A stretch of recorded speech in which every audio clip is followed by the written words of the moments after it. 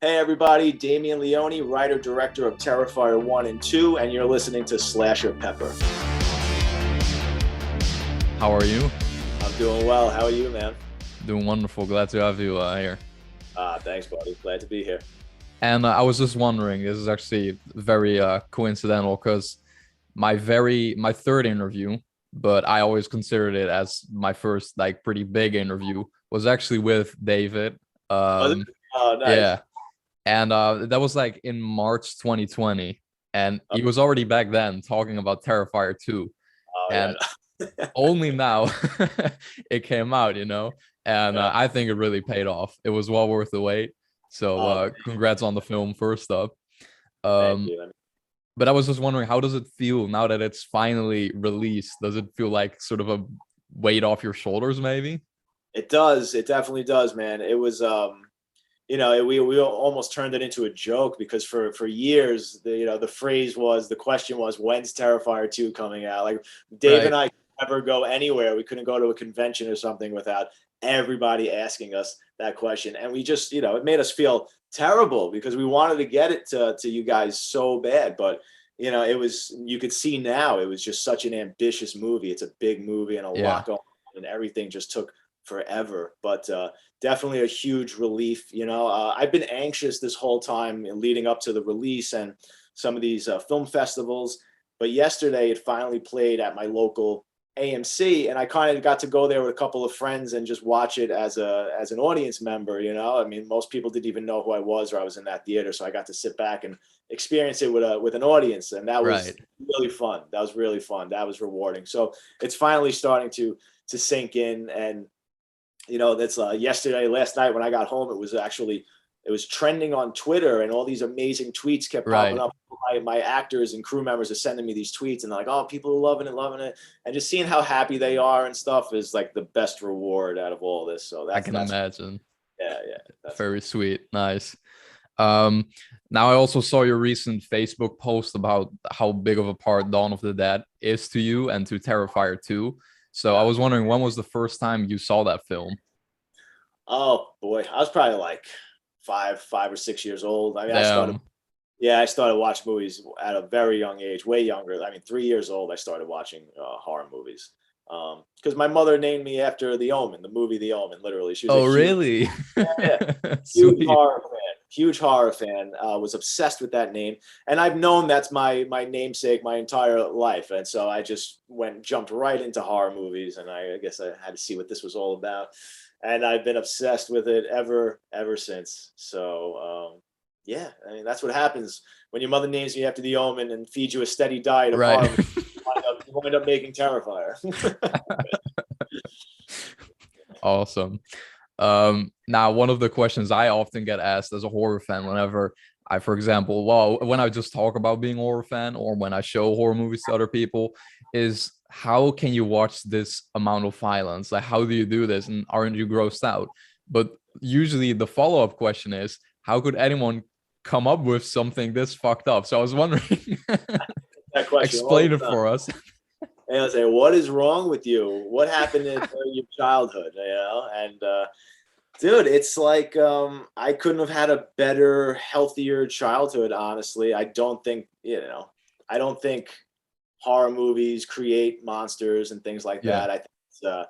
I think it's a coping mechanism, just with how profound and devastating the idea of our own mortality is, and how violence could hit you at any turn. And it's like we're just on the roulette table every day. You never know. I mean, God forbid, but you could just, one day you're just going to the store and all of a sudden a truck just hits you and it's over. Yeah. You know, we don't consciously think about that every day, but somewhere it's there. Like, you're aware. You're aware when you're Right. driving a car that you're flying at 80 miles an hour. That wrong turn, yeah, you're done. It's over.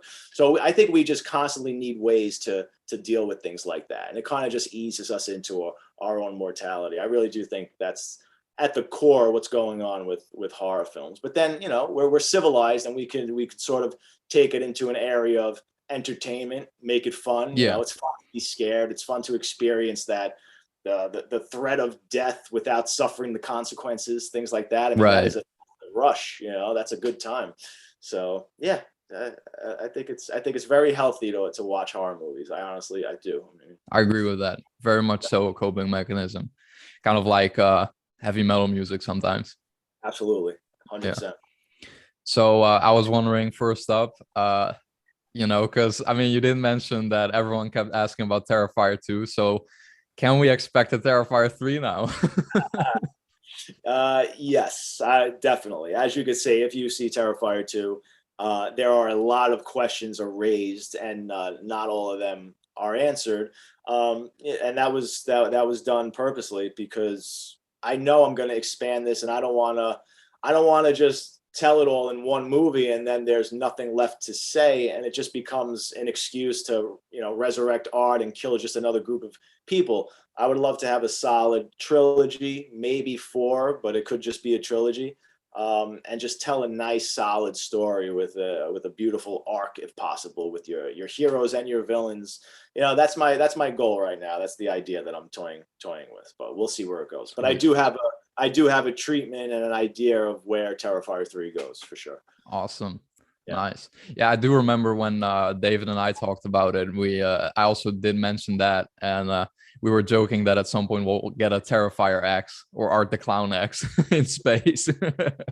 Who knows, man? It might. I can't say it would never happen. I always say, listen, more right now. I'm the guy who's I'm focused on the artistic integrity and not ruining the legacy. Right. But every great director, I'm not saying I'm a great director, but you know what I mean, like all the, like John Carpenter, all of them, they've all had to compromise and do things they never wanted to do. And John Carpenter never wanted to make 10 Halloweens, or he Right. never envisioned Michael Myers to go down there, but things happen, so I can't promise where it's going to go. We'll see, but right now I'm all about the artistic integrity. Yes. So we won't see space in the next ones. All right. Definitely not the next one. Yeah. And then final question is a bit of a random one. If your life was a movie, how would you want it to end? Oh my God, how would I want it to end? Jesus, that's a great question, man. All these questions that I need time to think about them, because I always give the wrong answer, and now 5 minutes I'll be like, I should have fucking said that. It's clearly that. Yeah. I don't know. I'd have to think, like, what are some of the most satisfying endings of all time in a movie? I don't know. Do you have one?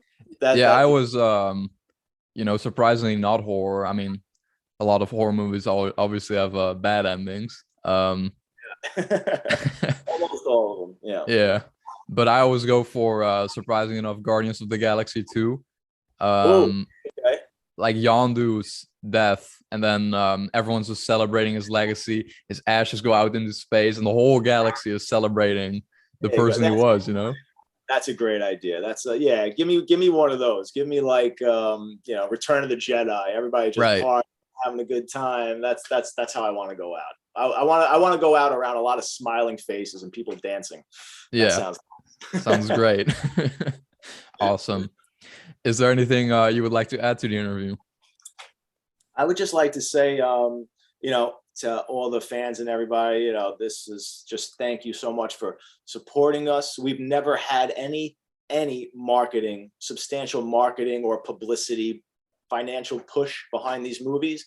It's all word of mouth. That's the only reason why Art the Clown and Terrifier is popular. It's because the fans just keep talking about it and spreading the word.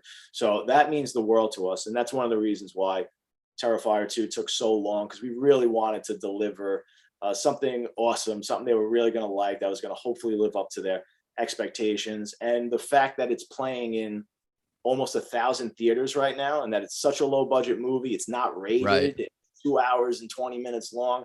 It's so rare. It's so unprecedented. So I would encourage everybody to just go and see this in the theaters, because I don't think opportunities like this come along that often. And it's a really cool movie to see in the theaters. I mean, so many people I'm already seeing in tweets are saying, like, I've never seen a movie like that in the theaters before. I've never seen something graphic in the theaters before. So it is really a pretty new experience. So if you are a horror fan, I would say definitely try and check it out. I think it's only playing in the theaters until Tuesday. It may extend a little bit if it does well, and it might get picked up. I think it is picked up in drive-ins now throughout into November. So, but yeah, if you could see it in the theaters, it'll be worth it to see with a crowd. For sure. I can imagine. If I was in the States, I would definitely go and see it, but I'm in Holland, the Netherlands, so Oh, it's okay. too bad. It's an honor that you're a fan of us out there. That means the world, dude. Awesome.